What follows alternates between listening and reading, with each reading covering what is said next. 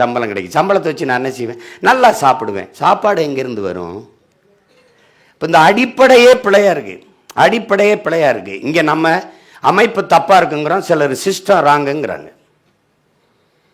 இப்போ நான் ஒன்று கேட்குறேன், இந்தியா ஒரு குடியரசு நாடு, ஆமாம் தானே? குடிமக்களின் தலைவன் யார்? சரி, குடிமக்களால் தேர்வு செய்யப்படுறாரா? அப்போ என்னது குடிமக்களின் ஆட்சி? குடிமக்களின் தலைவனையே குடிமக்கள் தேர்வு செய்ய முடியாது. இது ஜனநாயக துரோகமா இல்லை ஜனநாயகமா? மக்களால் தேர்வு செய்யப்பட்டவர்கள் தேர்வு செய்து கொள்வார்கள் தங்கள் வசதிக்கேற்ப. ஆனால் அவர் ஒற்றை கையெழுத்தில் என் நாட்டின் எல்லா நலத்திட்டங்களும் சட்டங்களும் நிறைவேறும். எப்படி இருக்கு? 8 கோடி மக்களால் தேர்வு செய்யப்பட்ட நாட்டின் முதல்வர் ஐயா ஸ்டாலினுக்கு இல்லாத அதிகாரம் நியமன உறுப்பினர் RN ரவி கையெழுத்துக்கு இருக்குன்னா இது ஜனநாயகமா ஜனநாயக துரோகமா? யாராவது சொல்லுங்க. நான் மக்களின் நலனுக்காக சட்டத்தை நிறைவேற்றி அனுப்புனா அவர் கையெழுத்து போட்டால் தான் செல்லும்னா இந்த நாடை எங்கே கொண்டு சேர்க்கிறது சொல்லுங்க? உச்சநீதிமன்றத்துக்கு ஒரு வழக்கு வருது. அது ஊழலில் சிக்கின ஒருத்தரை பற்றி வழக்கு. ஒரு உயர்ந்த மதிப்புமிக்க வழக்கறிஞர் வாதிடுறாரு. நாட்டின் உயர்ந்த நீதிபதி கேட்குறாரு, இது கோப்பெல்லாம் மூடிடுவோம், உங்கள் மனச்சான்றை சுட்டு சொல்லுங்கள், இவர் தப்பு பண்ணியிருக்காரா இல்லையான்னு. அது என்னுடைய வாதி, அதாவது என்னுடைய கிளைண்ட், நான் என்ன செய்கிறது யுவரானருங்கிறார். எதுக்கு இதெல்லாம்? ஊழல் லஞ்சத்தை தேசிய மயமாக்கி அங்கீகரித்து விட்டுருங்கன்னு மூடிட்டாப்புல. ஏன்னா ஊழல் லஞ்சம் தேசிய மயமாக்கப்பட்டுருச்சு. நீங்கள் படிக்க போகணுமா பணம், என்ன தொகையை கட்டி என்ன கல்வியை கட்டுறா என்ன வேலைக்கு போகலாம். இது அப்போ கல்வி, அறிவை வளர்க்கும் கல்வி. இங்கே பாருங்கள், ஒரு நாட்டின் எதிர்காலம் அந்த நாட்டின் வகுப்பறையில் தான் தீர்மானிக்கப்படுதுங்கிறான். அந்த வகுப்பறை அறிவு கருவறை இல்லாமல் வர்த்தக அறையா வியாபார அறையாக மாறிடுச்சு.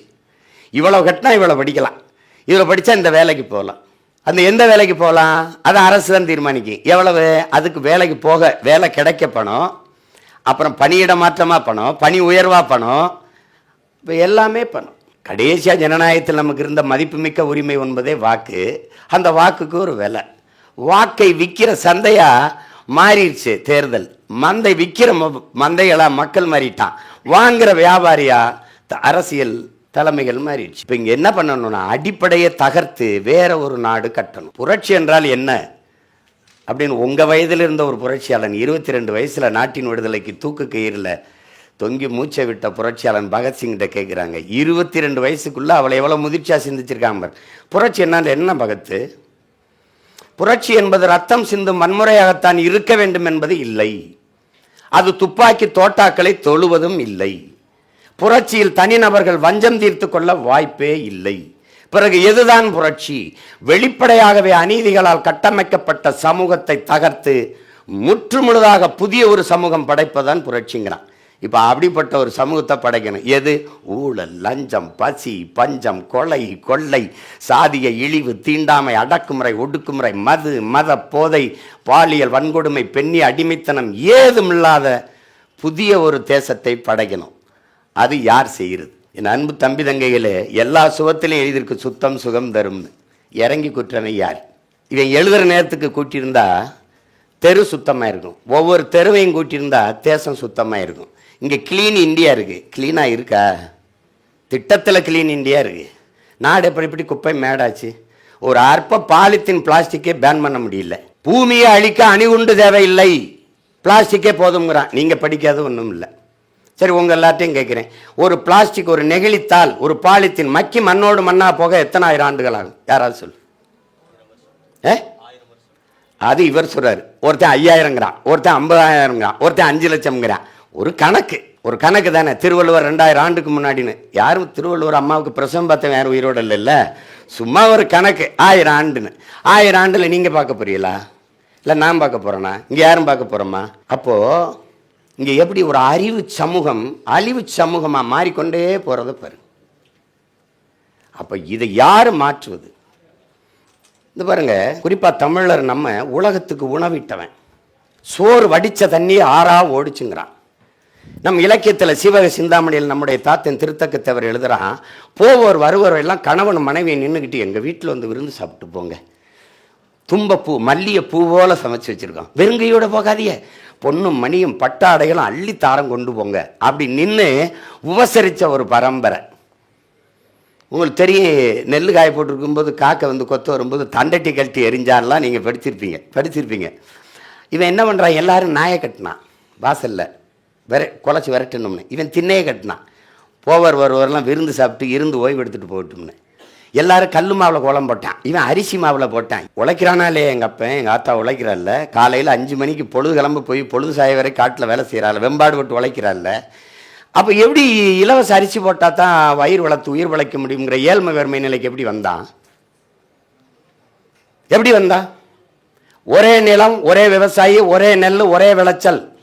ஒரே நெல் கடைக்கு வியாபாரத்துக்கு அரிசியாக வரும்போது தரமாக இருக்குது. அதே இது பகிர்வு கடைக்கு, நியாய விலை கடைக்கு, ரேஷன் கடைக்கு, மக்கள் சேவைக்கு வரும்போது நாத்தம் அடிக்குதுன்னா இடையில என்ன நடக்குது? ஒரே நெல் தானே. ஏன் அங்கே போகும்போது கேவலமாக இருக்குது, இங்கே வரும்போது தரமாக இருக்குது? இது யார் சரி செய்கிறது? அவர் ஊழல் செய்கிறாரு, யாருப்பா செய்யலை? இவர் லஞ்சம் வாங்குறாரு, யாருப்பா வாங்கலை? எப்படி சொல்லுங்க, நீங்கள் சொல்லுங்க, எப்படி சொல்லுங்க? ஒரு நாடு அரசே அங்கீகரித்து மதுவை விற்கிது, அறிவை வளர்க்கும் கல்வியை தனியாற்ற கொடுத்துட்டுது, கல்லூரியை தனியாற்ற கொடுத்துட்டுது, உயிர் காக்கும் மருத்துவம் தனியாற்று இருக்குது. கல்வி மானுட உரிமை, கொடுக்க வேண்டியது அரசின் கடமை. அதை கொடுக்க மறுப்பது மாபெரும் கொடுமை. அதை போராடி பெறாமல் இருப்பது அறிவிழந்த மடமை. இது மருத்துவம் ஒரு மகத்தான சேவை, அது என் மக்களுக்கு தேவை. அது என் முதலாளிகள்கிட்ட போச்சு. உயிரும் அறிவும் மிக உயர்ந்த விற்பனை பண்டமாயிருச்சு. உலக உயிர்களின் உயிர் தேவை தண்ணீர். எல்லா உயிருக்குமான பால் தண்ணீர். உலகத்தில் எல்லாராலும் ஏற்றுக்கொள்ளப்பட்ட தத்துவம் என்று ஒன்றே கிடையாது என் அன்பு தம்பி தங்கைகளே. அது மார்க்சியமாகட்டும், லெனின் எதாகட்டும், நபிகளார் சொன்னதாகட்டும், இறைமகன் இயேசு சொன்னதாகட்டும், புத்தன் சொன்னதாகட்டும், யார் சொன்ன தத்துவமும் உலகம் புறம் ஏற்றுக்கொள்ளப்படலை. எல்லாராலும் ஏற்றுக்கொள்ளப்பட்ட தத்துவம் என்றே ஒன்று கிடையாது. எல்லாராலும் ஏற்றுக்கொள்ளப்பட்ட ஒன்று இருக்கின்றால் அது தண்ணீர் தான். அந்த தண்ணீர் எப்படி பெரிய விற்பனை பண்டமாக வந்துச்சு? நீங்கள் குடிக்கிறது படிக்கிறீங்க எல்லாரும், அது தண்ணீர் தானா உங்களுக்கு தெரியுமா? யார் உறுதி தருவா? அது குடிக்கிற தரத்தில் இருக்குன்னு யார் சொன்னது? பிறக்கும் போதே குழந்தை புற்றுநோயோட பிறக்குது, பொறுப்பு யார்? 3 வயசு குழந்தைக்கு புற்றுநோய் வந்தது என்ன சாப்பிட்டு? கஞ்சா குடிச்சதா, இல்லை புகையில சிகரெட் எதுவும் பாவிச்சதா? எதனால் வந்தது? 100 மரணத்தில் 90 மரணம் புற்றுநோயாக இருக்குது. காரணம் என்ன? காற்று விஷமாயிருச்சு, நீர் விஷமாயிருச்சு, உணவு நஞ்சாயிருச்சு. காற்று ஆயிடுச்சு, கந்தக தூசியை சுவாசிக்கிறோம். ஒரு கார் வெளியிடற நச்சு புகையை கட்டுப்படுத்த 6 மரங்கள் தேவைன்னா, ஒரு மனிதனுக்கு சராசரி 422 மரங்கள் தேவைன்னா, உனக்கு 28 மரம் தான் இருக்குன்னு அரசே சொல்லுது. கனடான்னு ஒரு நாடு 9900 மரங்களை வச்சிருக்கு. 10,000 மரத்தை தொடுது ஒரு மனிதனுக்கு. அந்த பிரதமர் சொல்றாரு, மேலும் 100 கோடி மரங்களை சொட நான் உத்தரவிட்டிருக்கேன்னு. 100 கோடி மரங்களை நட்டு வளர்க்க உத்தரவிட்டிருக்கேன். இவன் 28 மரம் தான் வச்சிருக்கேன்றான் ஒரு மரத்துக்கு. எவ்வளவு கார் போகுது, எவ்வளவு மரங்கள் இருக்கு? நீ மரம்னே என்னன்னு தெரியாதவன்ட்ட நம்ம பாடம் நடத்தி பயன் இல்லை. என்கிட்ட கேட்பான், மரத்துக்கு ஓட்டா இருக்குது, அதுக்கிட்ட. மரத்துக்கிட்ட ஓட்டு இல்லை, என் உயிர் அதுக்கிட்ட இருக்குது, அதனால அதோட நான் பேசிட்டு இருக்கிறேன். மரம்ங்கிறது, நீங்கள் எல்லா உயிரினமும் உலகத்தில் நச்சுக்காற்றை சுவாசிச்சுட்டு, எல்லா உயிரினமும் நற்காற்றை சுவாசிச்சுட்டு நச்சுக்காற்றை வெளியிடும். கார்பன் டை ஆக்சைடை சுவாசிச்சுட்டு கார்பன் டை ஆக்சைடை, கரியமில வாயுவை வெளியிடும். ஆனால் மரம் செடி கொடிகள் மட்டும் நச்சுக்காற்றை சுவாசிச்சுட்டு நற்காற்றை வெளியிடும், ஆக்சிஜனை வெளியிடும். இந்த முரண் இல்லைன்னா உலகில் எந்த உயிரும் வாழ முடியாது. மரமும் நம்மளை மாதிரி நல்ல காற்றை சுவாசிச்சுட்டு நச்சுக்காற்றை வெளியிட்டா எப்படி வாழ்றது? அப்போ அந்த மரத்தின் அருமை தெரியாமல் நீ மரம்னு மறந்து போனீன்னா எப்படி? அப்போ இங்கே தலைகீழ் மாற்றம் தேவைப்படுது.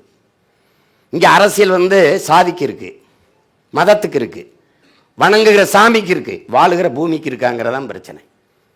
உனக்கு வணங்க 100 கோடி சாமி இருக்கு, வாழ ஒரு பூமி தான் இருக்கு. நீ சந்திர மண்டலத்துக்கு சந்திராயனுக்கு சந்திராயன் அனுப்புற, ஒரு சிந்தனை தானே. சந்திராயனுக்கு சந்திர மண்டலத்துக்கு சந்திராயன் அனுப்புற. சயின்டிஸ்டுக்கு சாப்பாடை யார் அனுப்புறா? சம்சாரி தானே அனுப்பணும். விண்வெளிக்கு விண்கலத்தை நீ ஏவலாம், விஞ்ஞானிக்கு சோறு யார் அனுப்புறது? என் விவசாயி தானே அனுப்பணும். இதை ஏன் நீ சிந்திக்க மாட்டுற? ஏன் சிந்திக்க மாட்டுற? நீ மலையை தகர்க்கிற, மலையை மணல் சாண்டுங்கிற, கேட்க நல்லா தான் இருக்கு. மலையை வெட்டிடுவ, என்ன பண்ணுவ? கல்லாக்கி சாலையை போட்டுருவ, மணலாக்கி மாளிகை கட்டிடுவ. சரி, மலை இல்லைன்னா நிலம் பாலைவனமாயிருமே, அதை ஏன் சிந்திக்கல? உன்னால் உருவாக்க முடியாத ஒன்றை உனக்கு அழிக்கிற உரிமை எவன் கொடுத்தது? நீ பெரிய கொம்பன் தானே, நீ பெரிய விஞ்ஞானி தானே. தோசமாவை புளிக்க வச்சிருவியா? பாலை தயிராக்கிடுவியா? யாராவது சொல்லு. உன்னால் இதோட சேர்ந்தா H2O, ஹைட்ரஜன் 2 விழுக்காடு, ஆக்சிஜன் 1 விழுக்காடு சேர்ந்தா தண்ணீர் ஆக்கி காட்டேன், மாற்றேன். இதோட இது சேர்ந்தா ரத்தத்தை உருவாக்கி காட்டேன். அறிவியல்ல முடியல. இல்லை, மழை இல்லாத நிலம் பாலைவனம்னு அடிப்படை அறிவு கூட இல்லையே, உன்ட்டு ஆட்சியை கொடுத்து நாங்கள் எப்படி வாழ்றது? சொல்லு, நீங்கள் சொல்லுங்க எப்படி? இங்கே அடிப்படையே தப்பாக இருக்கு. அதனால தான் ஆள் மாற்றம் ஆட்சி மாற்றத்திற்கு வந்த பிள்ளைகள் அல்ல நாங்கள், ஆட்சி முறை மாற்றத்திற்கு வந்த புரட்சியாளர்கள். என்ன முறை? அடிப்படை அமைப்பு அரசியல் மாற்றத்திற்கு வந்த புரட்சியவாதிகள்ங்கிறோம். அப்போ இந்த கட்டடத்துக்கு வெள்ளடிக்க வரலை, இதை தகர்த்துட்டு புதிய ஒரு கட்டடம் கட்டணும்னு நினைக்கிறோம். அப்போ எப்படி கட்டடம்? நான் ஒரு கேள்வி கேட்குறேன் உங்ககிட்ட. 2 தொகுதியில் இவர் போட்டிடுறாரு.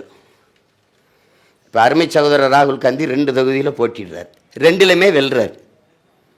ஒரு தொகுதியை பதவி விலகுவார்ல. அப்போ வலுக்கட்டாயமாக மக்களின் மீது ஒரு தேர்தல் திணிக்கப்படுதா இல்லையா? இது யாரோட திமிரு? இதுக்காகிற செலவுக்கு யார் பொறுப்பு? இப்போ 2 தேர்தலில் ஏன் போட்டிடுற? 2 தொகுதியில் மக்களின் மீது நம்பிக்கை இல்லையா? உன் தலைமை மீது நம்பிக்கை இல்லையா? யார்கிட்ட பதில் இருக்கு? யார்கிட்ட பதில் இருக்கு? எம்எல்ஏவா இருக்கும்போதே எம்பிக்கு எதுக்கு போட்டிடுறாரு இவர்? இந்த பதவி பத்தலை, அங்கே போட்டிடுறிய. எம்பியா வென்றுட்டா எம்எல்ஏ வரீங்க, பதவி விலகிறீங்க, மறுபடியும் ஒரு இடைத்தேர்தல் வருது. இது எவ்வளோ பெரியது? இந்த செலவு யார் ஏற்பா? பதில் சொல்லுங்க, யார் ஏற்பா? யார் ஏற்பா? அப்போ நீ என்ன செய்யணும்? இங்கே என்ன மாறுதல் தேவைப்படுது?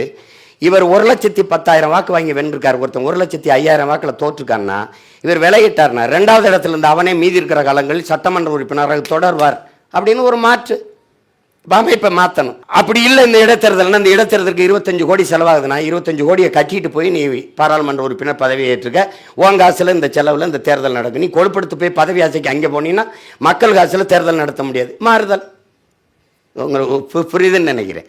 இது போல மாறுதல்களை கொண்டு வரணும்னு நினைக்கிறேன். நீங்கள் 30 கோடி இருக்கும்போது நீங்கள் 543 நாடு விடுதலை இருக்கும்போது 50 கோடி இருந்துச்சு வச்சுக்கிறீங்க, 543 நாடாளுமன்றம் வச்சுருந்தீங்க. இப்போ 150 கோடி மக்களுக்கு அதே 543 பாராளுமன்ற பிரதிநிதித்துவம். இது ஏற்புடையதா? ஏற்கிறீங்களா? எப்படி? 150 கோடி மக்களுக்கு அதே 43, 50 கோடி மக்கள் இருக்கும்போது அதே 543. அப்போ நாங்கள் என்ன சொல்கிறோம்? 6 சட்டமன்றத்துக்கு ஒரு பாராளுமன்றத்தை மாற்றி 3 சட்டமன்றத்துக்கு ஒரு பாராளுமன்றமாக கொண்டு வா, உரிய பிரதிநிதித்துவத்தை கொடுங்கிறோம். அப்படி தானே? நாட்டுக்கிட்ட நான் கேட்குறேன், 100 கோடி மக்களுக்கு செல்ஃபோன் கொடுக்க திட்டம் இருக்குது, கார் கொடுக்க திட்டம் இருக்குது, தொலைக்காட்சி கொடுக்க திட்டம் இருக்குது, ஏசி டிவி ஃப்ரிட்ஜ் எல்லாம் கொடுக்க திட்டம் இருக்குது, எல்லாம் வச்சிருக்குல்ல. நீரும் ஜோறும் கொடுக்க திட்டம் இருக்கா? ஒன்று சொல்லு, ஒன்று சொல்லு. இலங்கையில் வந்தது, பங்களாதேஷில் வந்தது, நேபாளில் வந்தது உனக்கு வராதுன்னு யாராவது உறுதியை சொல்லு. நீ தானே எதிர்காலம், நீ தானே குடிமை பணிக்கு போற, நீ சொல்லு. நேபாளில் வந்தது காரணம் என்ன? பங்களாதேஷில் வந்தது காரணம் என்ன? நேபாளில் வந்தது, இப்போ இந்த இலங்கையில் வந்தது காரணம் என்ன? அதெல்லாம் உன் நாட்டில் ஒரு மாநில அளவு கூட கிடையாது. அவனால் கிளர்ச்சியை தாங்க முடிஞ்சது. நீ 39 நாடு வச்சிருக்க, என்ன ஆகும்னு யோசிச்சுக்க. நீங்கள் சாமிக்கு கோயில் கட்டுறது இருக்கிறீங்க, நாங்கள் குடியிருக்க குடிசை கட்ட போராடிட்டு இருக்கோம். இது 2க்கு நிறைய வேறுபாடு இருக்கு இல்லையா? எந்த சாலையாவது சாலையாக இருக்கா? சாலையாக இருக்கா? சவக்குழியாக இருக்கா? நான் ஒன்று கேட்குறேன், தமிழ்நாட்டின் தலைநகரில் மழைநீர் கழிவுநீர் வழிந்தோட காவா இருக்கா? 60 ஆண்டுகள் இருக்குது. ஒவ்வொரு ஆண்டும் நிதிநிலை அறிக்கையில் இந்த கழிவுநீர் மழைநீருக்கு இப்போ கூட 4,500 கோடி போட்டிருக்கு.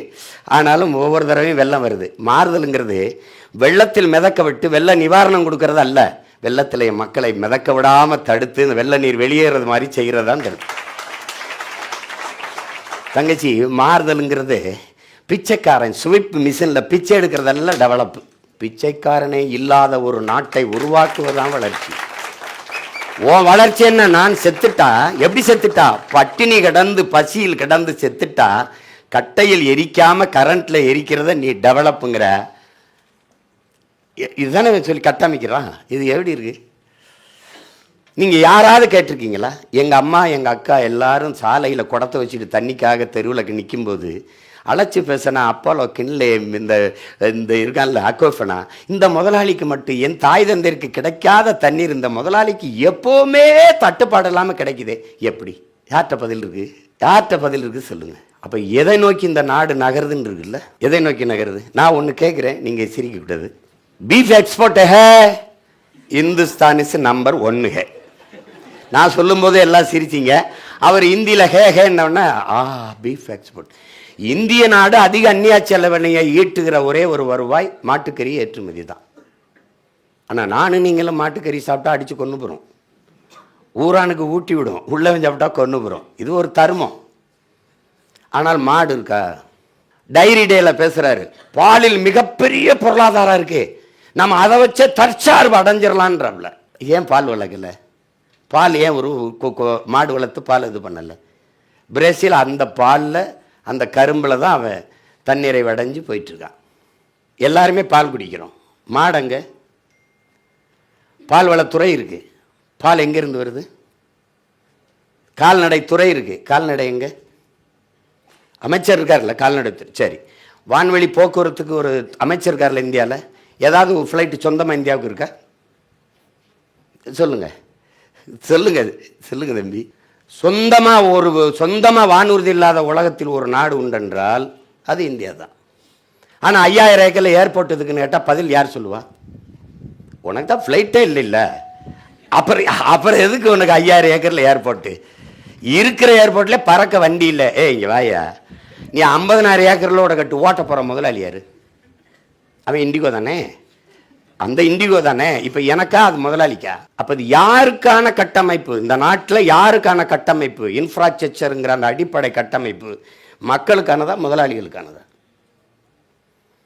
உன்னோட 8 வழிச்சாலை இந்த இதெல்லாம் ஏர்போர்ட்டு இந்த பஸ் ஸ்டாண்ட்லாம் பெருசாக கட்டுறது உனக்கு நினச்சின்னா அண்ணன் ஒன்றும் சொல்ல முடியாது. உனக்கு தெரியும், உனக்கு இல்லை. அது முதலாளிகளுக்கானது. உள்நாட்டு வெளிநாட்டு பெரும் முதலாளிகள் உற்பத்தி செய்கிற பொருளை விரைந்து எடுத்து செல்வதற்காகத்தான் இந்த 8 வழிச்சாலை, இந்த விண்ணூர்தி எல்லாம் அவனுடைய. உங்களுக்கு தெரியும் கடல் மாலை, இந்த சாகர் மாலா திட்டத்தில் பீம்ஸ்டெக்குங்கிறது உங்களுக்கு படிச்சிருப்பீங்க. இப்போ அண்ணனும் பல தடவை பேசியிருக்கேன். அதன் மூலமாக உள்நாட்டு வெளிநாட்டு பெரும் முதலாளி உற்பத்தி செய்கிற பொருளை விரைந்து எடுத்து செல்லணும். அதுக்கு தரை போக்குவரத்து, தொடர்வண்டி போக்குவரத்து, வானூர்தி போக்குவரத்து எல்லாத்தையும் கொண்டு போய் கப்பல் போக்குவரத்தில் இணைக்கணும். நான் ஒன்று கேட்குறேன், நீங்கள் என்ன அறிவு தம்பிகள் தங்கைகள் சொல்லுங்கள் பதில். இருக்கிற நம்ம பாட்டம் பேரில் வாபுசி பேரில் ஒரு துறைமுகம் இருக்குது, நம்ம தாத்தா காமராஜ் பேரில் ஒரு துறைமுகம் இருக்குது. ரெண்டுலேயுமே 50-55 விழுக்காடு தான் வேலை நடக்குது. எந்த சரக்கும் தேங்கி நிற்குது, இறக்க முடியல. எந்த சரக்கும் ஏறலை, தேங்கி நிற்குதுங்கிற செய்தி இல்லை. இதுவே இவ்வளோ தான் வேலை நடக்குது. அப்போ 6111 ஏக்கரில் புதுசாக இந்த காட்டுப்பள்ளியில் அதானி ஏன் துறைமுகம் கட்டணும்? அது ஏன் தனியார் கட்டணும்? இது இயற்கை துறைமுகங்கள். செயற்கை துறைமுகம் போது பல லட்சக்கணக்கான டன் எடையுள்ள கற்களை கொண்டு கடலுக்குள்ளே கொட்டணும். கொட்டும்போது அங்கே நீங்கள் மரத்துலேருந்து தான் ஆக்சிஜன் நமக்கான மூச்சு காற்று வருது, ஓசோன் காற்று போகுதுன்னு நினைக்கிறீங்க. அது நீங்கள் அமேசான் காடுகள், பூமியின் நுரையீரல்லாம் நம்ம படிக்கிறோம். அது ரொம்ப குறைவு தான், கொஞ்சம் விழுக்காடு தான். ஆனாலும் அதிகப்படியான ஆக்சிஜனை மூச்சு காற்றை வெளியிடுவது கடலுக்குள்ளே இருக்கிற ஆள்காங்கிற அந்த நீலப்பச்சை பாசி தாவரங்கள். நீ இதை கொண்டு கொட்டி கல்லை கொண்டு வச்சு மூடிட்டின்னா அப்புறம் அழிவை தவிர என்ன வரும்? அப்போ எது ஒன்றுமே இங்கே சரியா இல்லை அப்படிங்கும்போது தான் ஒரு கோபம் வருது, ஒரு வெறுப்பு வருது. என்னடா பண்ணலாம், மொத்தமாக அழிச்சிட்டு வேற ஒன்று கட்டணும்டான்னு வெறி வருது இல்லை? அதுதான் இங்கே இருக்கிறது. உங்களுக்கு தெரியாது, சேலத்தில் மாவட்ட ஆட்சியர் தலைமையில் விற்பனை மேலாளர்களை கூப்பிட்டு ஏன் இந்த பகுதியில் டாஸ்மார்க் வியாபாரம் குறைஞ்சிருக்குன்னு கேட்குது. ஏன் அரசு பள்ளி கல்லூரிக்கு வர மாணவர்களின் எண்ணிக்கை குறையுதுன்னு கேட்காம அங்கே எதனால் காரணம்? தரம் குறைவர், தரம் உயர்த்து.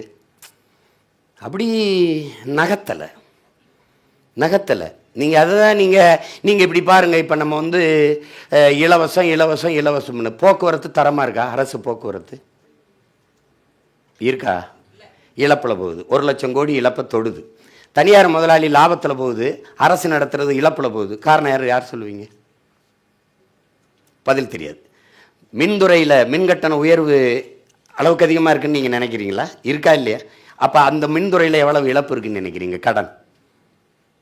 இந்த நாடு என்ன செய்து 19,500 கோடி 20,000 கோடி ஒவ்வொரு முறையும் வாங்குவதில், மின்சாரத்தை பிற முதலாளிகளிலிருந்து மாநிலங்களிலிருந்து வாங்குவதில் முதலீடு செய்து. நாம் என்ன சொல்கிறோம்? உற்பத்தியில் முதலீடு செஞ்சால் ப்ரொடக்ஷனில் பர்ச்சேஸில் இல்லாமல் உற்பத்தியில் முதலீடு செஞ்சால் ஒரு குறிப்பிட்ட அளவுக்கு அப்புறம் தண்ணீரை அடைஞ்சிரும். நீங்கள் வாங்குறதுலேயே முதலீடு செய்கிறதுனால அவன் என்ன ஒரு அழகு மின்சாரம் எவ்வளோ விலைக்கு சொல்கிறானோ அதை தான் நீங்கள் வாங்கி விநியோகிக்க, அதெல்லாம் இழப்பு வருது. ஏன் வாங்குறதில் நான் முதலீடு செய்கிறேன்னா, ஒரு அழகு மின்சாரத்துக்கு ₹1 கமிஷன் வச்சா கூட பல ஆயிரம் கோடி எனக்கு கமிஷன் வந்துடுது. அப்போ இதை நோக்கியே நகர்ந்து கொண்டிருக்கு. நீங்கள் ஒரு துறை இல்லை, எல்லாத்துலேயும் நீங்கள் பார்க்கணும். இப்போ நான் ஒன்று கேட்குறேன். நான் வேளாண் குடிமகன் 6 மாதம் 1 வருஷம் விளைய வச்சு கிட்டத்தட்ட ஒரு 6 மாதம் பாடுபட்டு நெல்லை கொண்டு வரேன். அந்த கொள்முதல் செஞ்சு ஒரு சேமிப்பு கிடங்கு ஒன்றிய மாவட்ட தலைநகரங்களில் வச்சு அந்த நெல்லை சேமித்து பாதுகாக்க முடியுமா? முடியாதா? அதை எப்படி வீதியில் போட்டு முளைக்க வைக்கிறீங்க? நான் விளைய வச்ச நல்ல வீதியில் போட்டு முளைக்க வச்சுட்டு ஆந்திராவிலேருந்து குஜராத்திலேருந்து அரிசி வாங்கிட்டு வந்து பொங்கலுக்கு எப்படி கொடுக்குறீங்க? அப்போ ஏன் நெல்லை அரைச்சா அரிசியாக வராதா? அப்போ எல்லாமே அடிப்படையில் இது ஒரு 10 நிமிஷம் 20 நிமிஷத்தில் பேசி முடிக்கிறது இல்லை. இது ஒவ்வொன்றுமே தகர்த்து மாற்றி கட்டணும். இதுக்கு தான் நம்ம என்ன சொல்கிறோம்? தலைகீழ் மாற்ற வேணும். இப்போ நான் காலில் போட்டிருக்க இந்த காலனி எங்கே இருந்திருக்கும்? குளிரூட்டப்பட்ட ஒரு அறையில் கண்ணாடிக்குள்ளே இருக்குது. இதுதான் காலனி. நான் கடைக்கு வெளியில் வந்தவுடனே நான் உயிர் தேவையாக இருக்க உணவு கத்தரிக்காய், வெண்டைக்காய், கீரை, பூசணிக்காய், சுரக்காய், தக்காளி இதெல்லாம் எங்கே கிடக்குது? சாலையில். இப்போ நீங்கள் வெளியில் போய் பாருங்கள், சாலையில் ஒரு பாயை அல்லது கோணியை வச்சு நம்ம தாய் இல்லை அம்மா தங்கச்சி உட்காந்து விற்றுக்கிட்டு இருப்பாங்க. இதை வாங்குவோம். இந்த காலனியும் போட்டு போவோம். இப்படியே கொண்டு போய் இது சாலையில் கிடக்கு. அது உயர்ந்த இடத்துல மதிப்புமிக்க கட்டடத்தில் குளிர் வீட்டில் இருக்குது. எடுத்துகிட்டு போயிட்டு இதை கலட்டி வெளியில் போட்டுருவோம். அதை வீட்டுக்குள்ளே கொண்டு போய் கழுவி சமைச்சு சாப்பிடுவோம். இப்போ எங்கே கிடக்குன்னா எது எங்கே இருக்கணுமோ அது தெருவில் கிடக்கு. எது தெருவில் கிடக்குதோ அது உயர்ந்த இடத்துல இருக்குது. இதுதான் இங்கே இருக்கிற பிரச்சனை. இப்போ இதை மாற்றணும்னு நினைக்கிறோம். இப்போ எப்படி நான் மாற்றுவேன் அப்படின்னா, இப்போது தனியார் பள்ளிக்கு ஏன் மாணவர்கள் அப்போ அதிகமாக படையெடுத்து போகிறாங்க? தரமாக இருக்குது.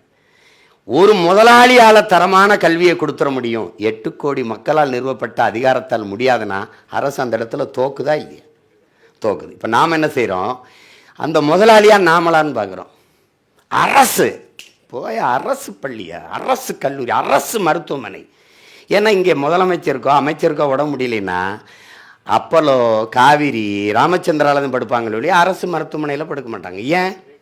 10 நாளில் போகிற உயிர் 10 மணி நேரத்தில் போயிடும். ஏன்னா தரம் இல்லை.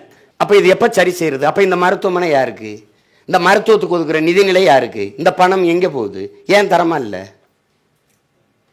அரசு பள்ளி கல்லூரியில் படிக்கிற அமைச்சர் பெருமக்கள், சட்டமன்ற உறுப்பினர், மாமன்ற உறுப்பினர் அல்லது பாராளுமன்ற உறுப்பினர் பசங்க யாராவது சொல்லுங்கள். அரசு கல்லூரியில் பேராசிரியராக இருக்க பிள்ளைகளாவது அரசு கல்லூரியில் படிக்குதா? இல்லை. அப்போ ஏன் இல்லை? இதை இப்படியே கொண்டுகிட்டே போனோன்னா எங்கே மாறுதல் வரும்? வராதுன்னு சொல்லக்கூடாது. இப்போ நீங்கள் வாக்குக்கு நான் காசு கொடுக்கல. நான் பெரிய அரசியல் பின்புலம் கொண்டவனும் இல்லை. நான் புகழ்பெற்ற நடிகராக இருந்து ரசிகர்களை சந்தித்து கட்சியும் ஆரம்பிக்கலை. ஒரு கட்சியிலிருந்து பிரிச்சுக்கிட்டு வந்து கட்சியும் ஆரம்பிக்கலை. உங்களுக்கு புரியுது? நான் இனச்சாவிலிருந்து என்ன செய்யறது தெரியாமல் கதறி தெரியும். என்னுடைய ஆறுயிர் நண்பர் காமராஜ் அவர்களுக்கு தெரியும் எந்த சூழ்நிலையில் நான் இதை தொடங்கினேன். அவர் தான் என்னை ரொம்ப நெருக்கமாக அப்போ இருந்தே பார்த்தவர். இப்போ நாங்கள் இது பண்ணுறோம். வாக்குக்கு காசு கொடுக்கல. என் வேட்பாளர் யாரும் பெரிய பின்னணியில் இருந்தவர்கள் இல்லை. என்னை பார்த்து வந்த சின்ன பசங்க, உங்களுக்கு தெரியும், புது பிள்ளைங்க. எங்களை தேடி சாதி சொல்லலை, மதம் சொல்லலை, சாராயம் கொடுக்கல, சாப்பாடு கொடுக்கல, பணம் கொடுக்கல. இங்கே இதை நீங்கள் யோசிச்சு பாருங்கள். ஐயா மோடி பிரதமர், அவர்னு ஒரு அணி, காங்கிரஸ் அதை சார்ந்த ஒரு இந்தியா கூட்டணியில் ஒரு அணி, ஐயா ஸ்டாலின் தலைமையில் ஒரு பெரிய அணி, ஐயா எடப்பாடி தலைமையில் ஒரு பெரிய அணி. இதுக்கிடையில் நாங்கள் சின்ன பசங்க. இதெல்லாம் அங்கீகரிக்கப்பட்ட கட்சியினால் முதல் பேட்டியில் அந்த சின்னங்கள் இருக்குது. நான் ஒரு 6 தேர்தலாக விவசாய சின்னத்தை வச்சு போட்டிட்டேன். அதை எடுத்துட்டு கடைசியாக ஒரு மைக்குன்னு ஒரு சின்னத்தை கொடுத்தாங்க. அதை கொண்டு போய் சேர்க்கவே பெரும்பாடாச்சு. அது கடைசி 10 நாளில் கொடுத்தாங்க. என் சின்னம் எங்கே இருக்குன்னா 3வது 4வது பெட்டியில் இருக்கும். அது ரொம்ப தேடணும், புரியுதா? அதில் இவ்வளவு சின்னம் இருக்கும்போது இவ்வளவு ஒரு வாக்குக்கு 1000, 500, 2000 கொடுத்ததையும் தாண்டி அவன் மதம் சொன்னால், சிலர் சாதி சொன்னால், அது சாதிச்சதை சொன்னால், இலவசத்தை சொன்னால், எல்லாத்தையும் தாண்டி இதில் தேடி இந்த மைக்கில் போட்டு 36 லட்சம் ஓட்டை போட்டு அங்கீகரிக்கப்பட்ட ஒரு கட்சியாக மக்கள் மாற்றுறான்னா அப்போ அவனுக்கு மாறுதலுக்கான சிந்தனை இருக்குது. அதனால் என்ன, மக்கள் மகத்தானவர்கள். அவர்கள் எப்போவுமே மாற்றத்தை, ஒரு நல்லதை நேசிப்பா விரும்புவார்கள். அது என்னென்னா அந்த கூட்டம் கொஞ்சம் குறைவாக இருக்குது. அவன் என்ன சொல்கிறான், மாறுதல் எல்லாருக்கும் பிடிக்குது. அது மாறுதல் வர கொஞ்சம் காலம் பிடிக்குது. அது இவங்களுக்கு பிடிக்கல. அதனால என்ன, இருக்கிறத வச்சு இப்போ எனக்கிட்டே 2 மணி நேரம் வேர்க்க பேசிட்டு அண்ணன் இப்படி இறங்கி போகும்போது, தம்பி அருமையாக பேசுனப்பா, ஏதாவது இருந்தால் கொடுத்துட்டு போ.